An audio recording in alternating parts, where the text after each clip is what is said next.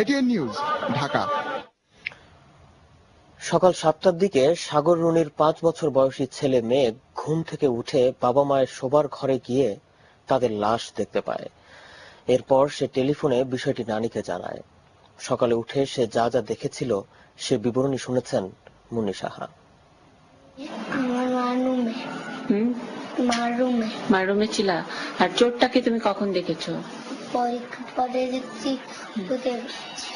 ব্যাগটার নাম আসছিল, ব্যাগটার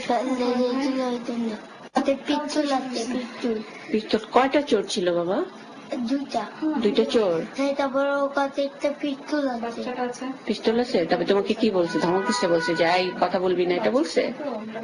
না, খুব বলতে বলি করে মেরে ফেলবো।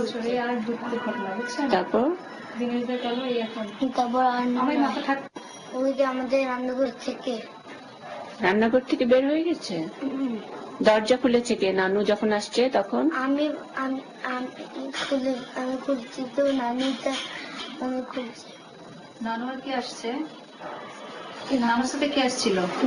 তার কেউ আছে নেই। নানু একা আসছিল? তারপর জীবনকে ফোন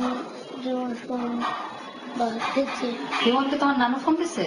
হ্যাঁ, নিজে আসছে। যেমন নিজে আসছে। বাবা, তুমি চোরগুলাকে কি আগে দেখেছো? কোথায় দেখেছিলা আগে? ওই যে আগে আমার মার রুমে। কখন? রাত্রেবেলা?